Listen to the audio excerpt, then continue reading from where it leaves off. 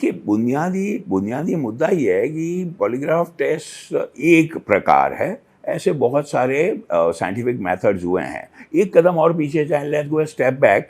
हम करना क्या चाहते हैं, खासकर पुलिस वर्क में, क्रिमिनल इन्वेस्टिगेशन में, कि अगर मैं या ऐसा कोई व्यक्ति जो संदिग्ध है, वो जानबूझ के अपने ब्रेन को कंट्रोल करके कुछ इंफॉर्मेशन या पास्ट फैक्ट्स छुपा रहा है या छुपाना चाह रहा है, तो हम उसको तह को अलग करके उन फैक्ट्स तक, उन तथ्यों तक पहुंचना चाहते हैं। वैज्ञानिक रूप से मानव समाज ने कोशिश कम से कम 100-200 साल से बहुत करी है। साथ साथ करीब हुआ नार्को टेस्ट, केमिकल दे दिया, ट्रूथ सीरम जिसको कहते हैं, केमिकल डाल दिया नसों में, तो जिससे मेरा ब्रेन कंट्रोल थोड़ा कम हो जाए या खत्म हो जाए और मैं सच उगल दूं, ट्रूथ सीरम। उसी के साथ कोशिश हुई साइकोलॉजिकल टेस्ट करने की। अब वो आ गया मॉडर्न मेथड्स में, ब्रेन मैपिंग और बहुत सारे तकनीकी विकास के साथ। पॉलीग्राफ में क्या है, एक मिनट के लिए और गौर करें। मेरे शरीर के ब्रेन को छोड़ के, ब्रेन माइंड के तो थोड़े स्टडी किया जाएगा, लेकिन जैसे हम सब अपने रोजाना जीवन से समझेंगे, छोटी सी बात हो, कोई गंभीर बात हो, परिवार में, दोस्तों में, ऑफिस में, अगर मैं सच नहीं बोल रहा हूं या झूठ बोल रहा हूं या और ज्यादा सफेद झूठ बोल रहा हूं,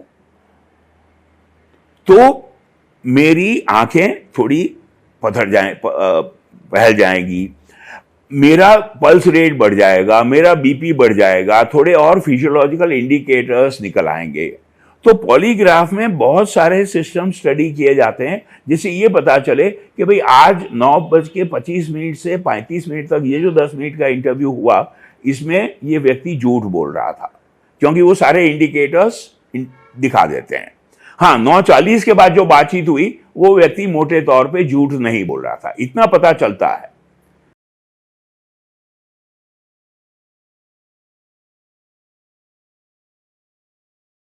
पॉलीग्राफ में बेसिकली क्या है कि चूंकि हम पॉलीग्राफ भी जनरली होगा, कॉन्शियस लेवल इंटरव्यू होगा, जैसे आप और हम बात कर रहे हैं अभी, या केमिकल एडेड भी हो, हमने केमिकल भी दिया वेन्स में और फिर पॉलीग्राफी साथ की, तो मेडिकल रिससिटेशन चाहिए। भाई, हम तथ्य मालूम करने में या क्रिमिनल इन्वेस्टिगेशन के दौरान उस व्यक्ति की जान से तो खतरा नहीं ले सकते, तो एक तो मेडिकल इक्विपमेंट चाहिए, जैसे ऑपरेशन थिएटर में या बाकी मेडिकल प्रोसीजर्स में होता है वो। दूसरा जो हमें चाहिए, जैसे मैंने कहा, pulse rate, BP, easy, ECG, बहुत सारे, मेरे पसीना कितना छूट रहा है, वो सारे इंडिकेटर्स, पहले वो होता था बहुत क्रूड फॉर्म में, अब वो सारा आ जाता है कंप्यूटराइज फॉर्म में एक स्क्रीन पे, तो वो सारा चाहिए।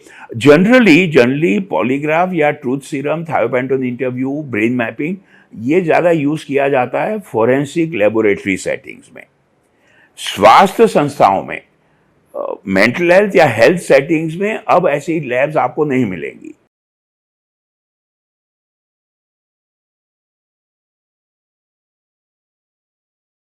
दूसरा पहलू यह है कि क्या व्यक्ति सच बोल रहा है या झूठ बोल रहा है, यह किस हद तक पता चलेगा। तो इन सारे टेस्ट में, खासकर पॉलीग्राफ में, अगर व्यक्ति झूठ बोल रहा है, जानबूझ के छुपा रहा है या कहानियां बना रहा है, तो वो इंडिकेशन काफी स्ट्रांगली मिल सकती है। फॉल्सहुड पकड़ा जा सकता है, छुपा रहा है व्यक्ति तो पकड़ा जा सकता है, कितना सच बोल रहा है ये नहीं पता चलता है। तो ट्रूथोमीटर नहीं है ये।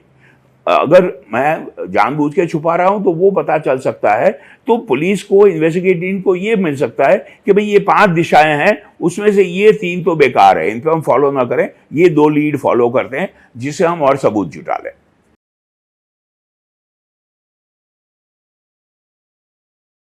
यस, डेफिनेटली, अगर कॉन्शियस, जानबूझ के या अनजाने में मैं अप्रिय तथ्यों को छुपा रहा हूं या हाइड कर रहा हूं, तो कुछ तरीके हो सकते हैं कि मुझसे वो सच निकलवा लिया जाए।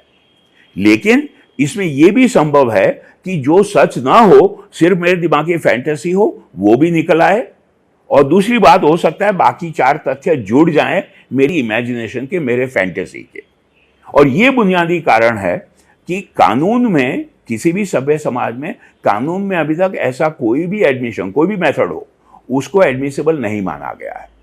तो इन्वेस्टिगेटिंग एजेंसीज को लीड मिल सकती है, दिशा निर्देश हो सकता है कि भाई इस दिशा में काम करें और बाकी एविडेंस जुटाएं, सबूत ढूंढें।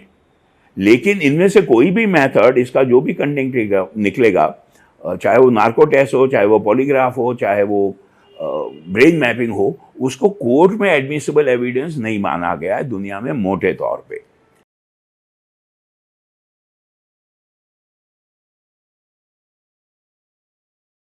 दो प्रिकॉशंस हुए। एक तो ये कि मेडिकल सेफ्टी, है ना, तो उस व्यक्ति की जान को या स्वास्थ्य को कोई नेगेटिव इफेक्ट ना हो जो भी हम प्रोसीजर करें उसके कारण।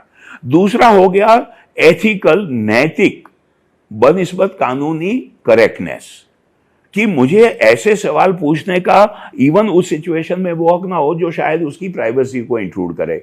अगर मैं क्रिमिनल साइकोलॉजिस्ट हूं और हम लैब में कर रहे हैं वार्तालाप, ट्रूथ सीरम से केमिकल देके या पॉलीग्राफ के साथ या ब्रेन मैपिंग के साथ, तो सवाल प्री आइडेंटिफाइड हो, बहुत सारे सिचुएशंस में एक जुडिशियल अथॉरिटी उन सवालों को वेट करके अप्रूव करती है।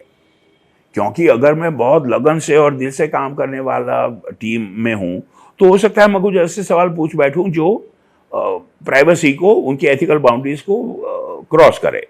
तो वो भी एक बड़ा नाजुक बैलेंस है कि मुझे सिर्फ वो हक है जिस क्राइम को मैं इन्वेस्टिगेट कर रहा हूं उसे संबंधित सवाल पूछूं।